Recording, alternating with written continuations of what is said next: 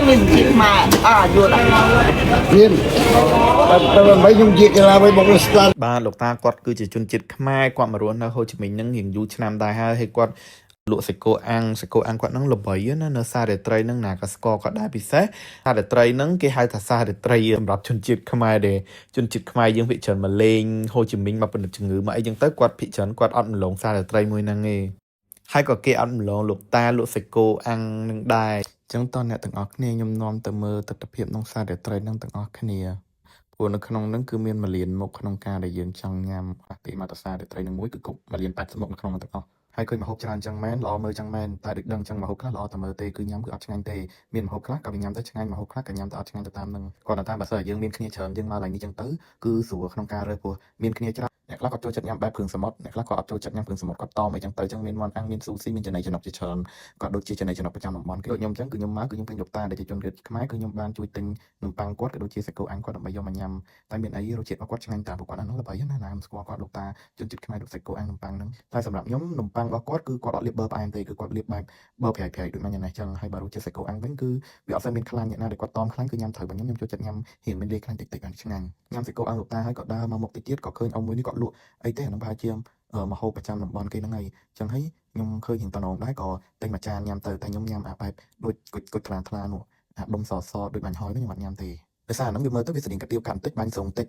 វាមានទឹកត្រីផ្អែមហើយខ្ញុំចូលចិត្តញ៉ាំបែបចឹងក៏ញ៉ាំមួយចានទៅមានអីរសជាតិវាទទួលយកបានអាចឲ្យ8លើ10ចឹងទៅដោយសារខ្ញុំជាមនុស្សចូលចិត្តញ៉ាំបែបកាទៀវកាត់ទឹកត្រីផ្អែមអញ្ចឹងណាហើយក៏ចូលចិត្តភ្លក់នៅមុខម្ហូបណាប្លែកៗដែលយើងអត់ដែរញ៉ាំហើយដូចមុខម្ហូបមួយនេះចឹងគឺគេហៅថានំឥណ្ឌាដូចអ្នកនរគ្នាប្រហែលជាធ្លាប់ឃើញដូចគេផ្សាយអីចឹងណាទៅតាម YouTube Facebook អីចឹងទៅខ្ញុំក៏ឃើញមួយនេះគាត់លក់ខ្ញុំថាមាននំឥណ្ឌាទៀតនៅវៀតណាមសោះលក់នំឥណ្ឌាមានអ្នកញ៉ាំដែរណោះខ្ញុំក៏និយាយចឹងតាមផ្លូវចឹងណាហើយស្រាប់តែអ្នកលក់ហ្នឹងគឺគាត់ថាមាននំហ្នឹងគេចូលចិត្តញ៉ាំខ្ញុំក៏លឺហាគាត់ខ្មែរក៏ងាកថយក្រោយទៅក៏ជួយទិញគាត់ទៅព្រោះអីយើងឲ្យតែលឺបងប្អូនជនជាតិខ្មែរយើងលក់មិនថាគាត់មានសញ្ជាតិ2ឬក៏មិនទេធម្មតាគឺជាតិសាសន៍ជាងតែមួយទេក៏គាត់ទៅរស់នៅនឹងយូរឆ្នាំហើយចឹងណាគាត់ក៏ជាខ្មែរយើងពីមុនដែរចឹងឃើញគាត់លក់អីចឹងទៅចាតែជួយទិញគាត់ញ៉ាំចឹងទៅហើយសម្រាប់នំឥណ្ឌាហ្នឹងគឺយើងមើលគាត់ធ្វើគឺអត់អាកិច្ចដូចក្នុង YouTube តែអ្នកខ្លះគាត់ទៅមើលណាគេធ្វើអីទេមើលទៅអត់តំណងញ៉ាំមួយគួរអត់ចង់ញ៉ាំចឹងណាតែសម្រាប់ខ្ញុំឃើញហ្នឹងគាត់ធ្វើមានអីធម្មតាដូចយើងទូទៅធ្វើនំធ្វើអីចឹងណាហើយពេលដែលញ៉ាំហើយអ្នកនេះមុខខ្ញុំដឹងហើយតែខ្ញុំឲ្យរ៉េតបាន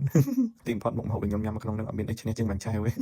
ខ្ញុំនិយាយចឹងខ្ញុំចូលចិត្តញ៉ាំបែបទឹកត្រីផ្អែមចឹងមានបាញ់ឆែវមានបាញ់ស្រុងអីចឹងខ្ញុំចូលចិត្តដែរហើយបាញ់ឆែវនេះយើងឆ្ងាញ់គេមានបន្លែគ្រប់មុខឲ្យយើងញ៉ាំហើយនេះបាញ់ឆែវដាក់តែបាញ់ឆែវដាក់សាច់ oyster អ្នកទាំងអស់គ្នានិយាយទៅអត់ឆ្ងាញ់ទេដូចពងទាចៀនមកជាពងទាចៀនម្ចាំពងទាចៀនបាញ់ឆែវពួកខ្ញុំញ៉ាំមានអស់ណាអញ្ចឹងមិនថាឃើញម្ហូបនៅក្នុងហ្នឹងច្រើនមុខល្អមើលតែបើសួរតែរឿងញ៉ាំចិត្តពិចារណាចង់ញ៉ាំតែពុះរៀងញាត់ទៅលេងរួចទៀតពួកអីវាច្រើនមុខច្រើនម៉ូតពេកហើយបើទឹកផឹកនេះវិញអូយផ្អែមណាស់និយាយទៅធ្វើអីផ្អែមខ្ញុំអត់សូវចូលចិត្តញ៉ាំគ្រឿងផ្អែមដែរដល់ហាក់ដល់លេងចិត្តទេបានញ៉ាំអី